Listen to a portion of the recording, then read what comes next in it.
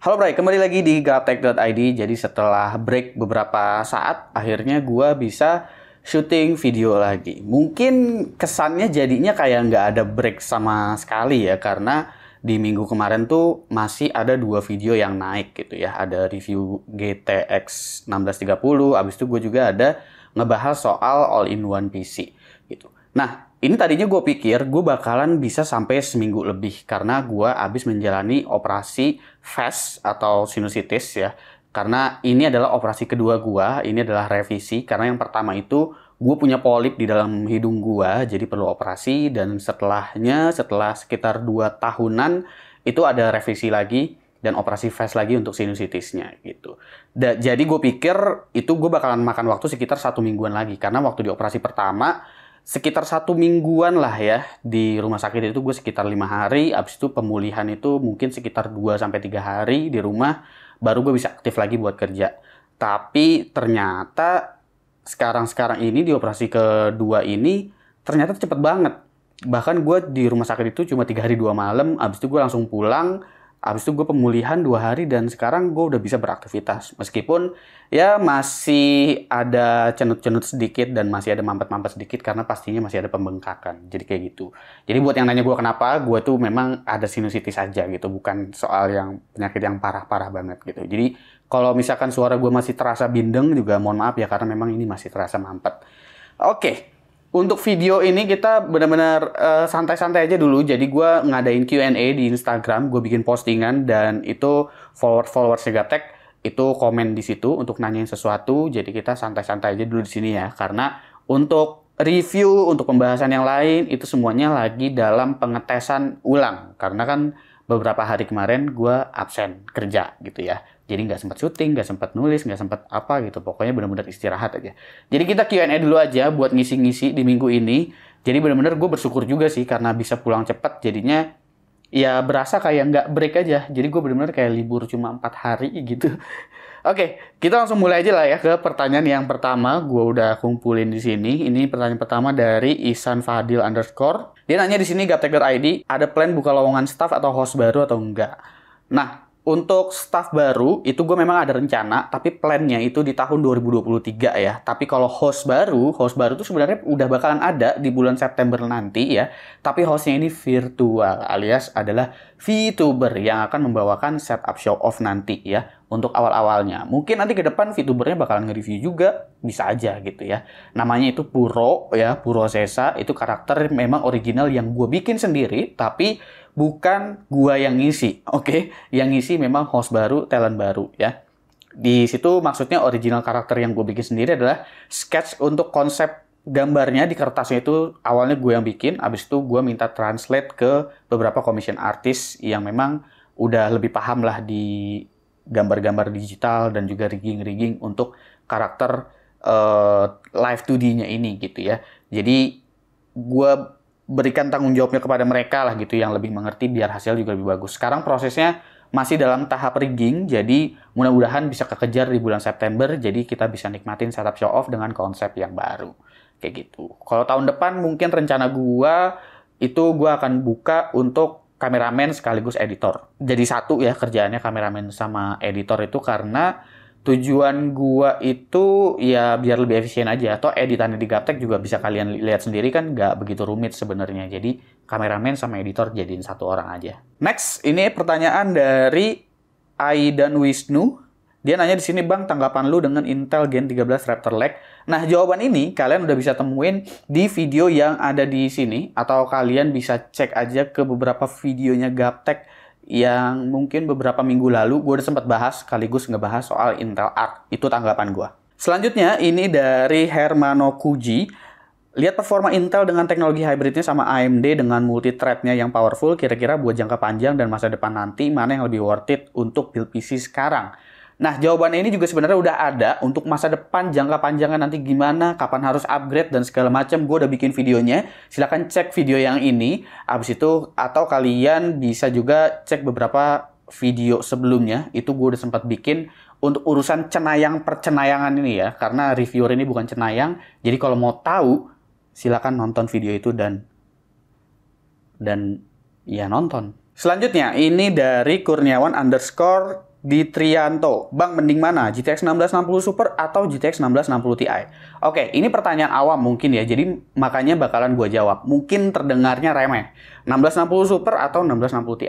Nah, ini edukasi sedikit aja untuk yang memang benar-benar masih awam. Urutan rangkaian dari serinya NVIDIA GeForce, ya, baik itu GTX ataupun RTX, itu pertama adalah yang polos. Ya, jadi misalkan GTX 1660, berarti 1660 dulu, setelahnya ada Super, habis itu di atasnya lagi ada TI. Jadi kalau serinya sama-sama 1660, seri TI lebih tinggi daripada seri Super. Kayak gitu. Jadi mau bagaimanapun TI akan tetap lebih tinggi daripada Super. Dan yang versi polos itu yang lebih rendah. Sama halnya dengan 3060 dan juga 3060 Ti. Meskipun 3060 punya VRAM 12GB, 3060 Ti posisinya tetap di atas 3060 yang polos. Itu berlaku baik itu untuk GTX ataupun RTX ya. Selanjutnya, ini pertanyaan dari Maruf Hari. Bang, jawab ya, RAM DDR5 secara default satu keping apakah udah dual channel, Bang? Secara pabrikan juga ada yang jual per satu keping aja. Nah, kalau secara pabrikan ada yang jual per keping doang, DDR4 juga ada yang jual per keping sebenarnya. Tapi, untuk urusan DDR5 ini satu kepingnya itu dual channel atau bukan, sebenarnya bukan dual channel. Sebenarnya itu tetap single channel. Tapi, RAM DDR5 ini punya konfigurasi yang berbeda dari DDR4. Dia menggunakan bus 2 kali 32 bit. Sementara DDR4 itu menggunakan bus 1 kali 64 bit. Totalnya busnya itu sama-sama 64 bit sebenarnya ya. Jadi semisal kalian colok itu satu DIMM di CPU Z dulu terbacanya adalah dual channel. Tapi sekarang CPU Z setelah update dia membaca channel itu dari busnya. Dia akan membaca 2 kali 32 bit atau membaca 1 kali 64 bit. Semisal kalian colokin 4 DIMM masa iya jadinya 8 channel? Kan enggak juga, ya kan? Jadi sekarang CPU Z juga udah update ngebaca channelnya tuh dari bus memorinya gitu, bukan dari berapa keping dan berapa channel aja. Kalau dulu kan cuma ngedetect single channel, dual channel gitu. Mungkin awal-awal ngedetect dual channel karena ada 2 di situ, ada 2 kali 32 bit di situ. Makanya CPU Z ngedetectnya adalah dual channel, ya. Padahal sebenarnya yaitu tetap single channelnya DDR5 memang seperti itu. Itu singkatnya sih, tapi mungkin nanti gue bisa bahas lagi satu video lebih panjang ya dengan memori DDR5 yang paling standar aja ya. Kita bandingin dengan memori DDR4 yang memang secara speed sama gitu. Apakah memiliki perbedaan antara single channel dan dual channelnya? Nanti kita coba praktekin aja, oke? Next, ini ada dari Makas Thomas. Bisa jelasin Intel Xeon lebih detail nggak, Bang? Apa cocok untuk dibawa nge-gaming? Oke, kalau cocok dibawa untuk nge-gaming atau enggak, sebenarnya di kelas server atau di kelas HDT, main game itu cocok-cocok aja. Tapi spending uang yang lu keluarkan itu, maksudnya make sense atau enggak. Sama halnya kayak lu beli Quadro di VGA Card. Itu bisa kalau dipakai main game. Tapi dengan budget yang lu keluarkan untuk beli Quadro, apakah worth it? Kayak gitu. Ini kita nggak membicarakan Xeon yang keluaran-keluaran lama, apalagi Xeon yang LGA 775 ya. Kalau misalkan lu mikirnya ke arah sana sih, Intel Xeon tapi pakai LGA 775 yang jadul banget. Iya mungkin di tahun itu kenceng, tapi di tahun sekarang PC desktop zaman sekarang udah pada lebih kenceng dari situ. Ingat harga diri lu tuh bukan ada di stiker PC lu. Next, selanjutnya itu dari Dakur_DP. Bang, sebagus-bagusnya mouse wireless, apakah wire tetap yang terbaik untuk game FPS? Saya niatnya ngilangin perkabelan duniawi, tapi untuk range harga mid udah worth belum ya? Tentunya kabel akan tetap lebih punya response time yang lebih konsisten daripada wireless. Kalau misalkan lu anaknya kompetitif banget gitu ya, lu bener-bener pengen jadi atlet gitu, gue tidak bisa menyarankan untuk pakai gaming mouse wireless sih. Tapi kalau lu sekedar mau have fun aja main game AAA, gaming mouse wireless masih bisa diandalkan di zaman sekarang karena udah pada bagus-bagus kan, dongle-nya udah pada 2,4 GHz, udah bisa 1 mili, tapi kan memang nggak sekonsisten kalau misalkan kita pakai kabel. Sebenarnya kayak gitu aja sih. Jadi itu balik lagi ke lu. Selanjutnya, ini dari Farel Sama. Dampak apa aja yang akan kita dapatkan dari penggunaan PSU yang bagus serta persen watt yang paling efisien untuk penggunaan sehari-hari? Misal, pakai PC rata-rata 300 watt, kudu milih PSU yang berapa watt biar efisien? Sebenarnya tentunya dengan watt yang lebih tinggi daripada power draw yang dikeluarkan ya. Kalau seberapa efisiennya, tentu semakin tinggi level 80 plusnya, tentu power yang ditarik juga lebih efisien. Bukan lebih irit, tapi lebih efisien. Maksudnya kayak gimana? Misalkan power draw-nya 300 watt. Itu sebenarnya yang ditarik sama power supply nanti ke listrik rumah lu sebenarnya nggak 300 watt juga gitu. Tapi ada lebih-lebihnya. Ya, tapi kalau misalkan power supply-nya punya tingkat efisiensi kayak misalkan 85 plus, mungkin itu nggak jauh-jauh dari 300 watt-nya. Tapi kalau misalkan yang nggak bersertifikasi sama sekali atau yang 80 plus biasa, mungkin dia nariknya akan lebih besar. Kayak gitu. Perbedaannya hanya di situ aja. Tapi kalau soal dayanya ya otomatis pakai yang lebih besar. Gue sebenarnya nggak begitu expert banget soal power supply ya. Mungkin kalau gue harus merekomendasikan soal konten power supply, lu bisa cek kontennya MyClub ID. Di situ ada Pak Benny yang bener-bener ngetes dengan alatnya pas lagi nge-review power supply. Itu rekomen banget. Selanjutnya, ini ada dari OVR WGHT. Apakah harga GPU akan stabil hingga tahun depan? Gue bukan cenayang, jadi gue nggak tahu besok harga naik atau turun ya. Karena gue nggak punya toko, gue nggak punya distributor juga. Oke, selanjutnya dari Skumter. Bang, kira-kira bakalan hadir di event pameran gitu kah? Untuk beberapa event, mungkin gue akan hadir untuk satu event dalam waktu dekat ini, yang dimana gue juga belum bisa sampaikan ke kalian karena masih NDA tentunya ya. Tapi untuk beberapa event sih pastinya hadir gitu. Kalau untuk launching yang di lokal-lokal, yang di Indonesia, launching produk, biasanya Tio yang berangkat bukan gua. Jadi gua nanti tinggal menyerap informasinya aja. Tapi untuk yang jauh-jauh, yang di luar-luar, itu biasanya diserahkan ke gua. Selanjutnya, ini dari Kelvrumos _ Ngap, buat milih prosesor tuh lebih penting serinya apa generasinya? Jadi misal Core i3 Gen 11 apa Core i5 Gen 10 gitu. Kalau bisa dua-duanya, kenapa nggak dua-duanya? Jadi serinya juga, generasinya juga. Itu yang penting. Selanjutnya, ini dari Prasetya _ Firdaus. Bang, kalau bandingin prosesor atau VGA, mending benchmark di Google atau benchmark di YouTube aja? Sebenarnya dari manapun sama aja. Mau itu dari website artikel, ya, portal-portal media, atau dari YouTube, gitu kan, kayak gua gini. Sebenarnya sama aja. Karena perbedaannya itu cuma ada di metode pengujiannya, testbed yang digunakan, ya. Jadi pastinya setiap media bakalan punya angka yang berbeda-beda tuh untuk angka benchmarknya. Karena apa? Ya testbednya yang dipakai kan beda. CPU-nya beda, storage-nya beda. Jadi patokannya tuh sebenarnya dari benchmark itu bukanlah seberapa tinggi angka FPS yang bisa didapetin. Tapi kalian bisa cek gap performance-nya antara produk satu dan produk sebelumnya, atau kalian juga bisa meraba-raba kira-kira performance-nya ini udah oke atau belum, kayak begitu-gitu. Jadi sebenarnya angka benchmark itu bukan jadi acuan kalian, oh nanti kalian main gamenya udah pasti bakalan dapet angka FPS yang sama. Oke, selanjutnya. Bang, ada rumor harga GPU dan CPU bakal tinggi lagi ke depannya. Saya jadi khawatir.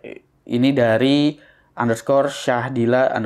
Ya, kalau khawatir beli dari sekarang lah, mumpung lagi pada turun. Gitu aja sih. Oke, selanjutnya. Dari Bayu _19 Pratama. Bang, mulai kapan lu tekunin dunia perteknologian ini? Terus kenapa lu sesuka itu? Gua kalau mulai nekunin sih sebenarnya dari zamannya SMP kali ya. Dari SMP, SMA itu gue udah mulai nekunin. Tapi kalau lu bilang gue sesuka itu apa enggak, sebenarnya enggak sampai sesuka itu. Kenapa gue bilang enggak sampai sesuka itu?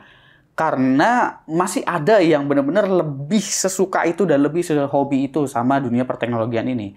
Ya kita ambil contoh Alpha Jonathan lah ya, yang bisa sampai 2 hari nggak tidur, cuma ngoprek PC doang dan overclocking doang. Itu gue sih nggak bisa sampai kayak gitu. Karena yang gue suka sebenarnya banyak, nggak cuma di PC dan di dunia perteknologian aja gitu. Tapi gue juga koleksi mainan kayak yang lu lihat di sini gitu kan, untuk menuangkan hobi gue. Habis itu gue juga kadang ngobrol-ngobrolin juga soal film, soal pop culture. Bahkan gue sempat collab sama Kramax juga ya untuk ngobrolin Spider-Man No Way Home waktu itu. Ya jadi sebenarnya nggak cuma di perpisian aja. Kebetulan karir dan profesi yang gue jalanin sekarang, rezekinya jatuhnya di PC. Karena kan rezeki kita nggak ada yang tahu adanya di mana gitu. Tapi kekurangannya memang jadinya gue semuanya benar-benar nggak sampai 100% yang jago-jago banget semuanya. Semuanya tuh benar-benar kentang berasanya. Jadi kayak misalkan gue koleksi mainan, gue nggak sampai sefanatik itu. Ya kan, soal dunia perwibuan gue nggak sampai segila itu sampai semuanya gue koleksi-koleksi ini. Yang gue koleksi cuma Dragon Ball doang. Habis itu mainan pun yang benar-benar dimainin cuma Tamiya doang. Bahkan sesekali juga gue kadang suka musik-musikan juga. Dan itu cuma gitar, dan main gitar ya asal-asal begini aja. Kayak misalkan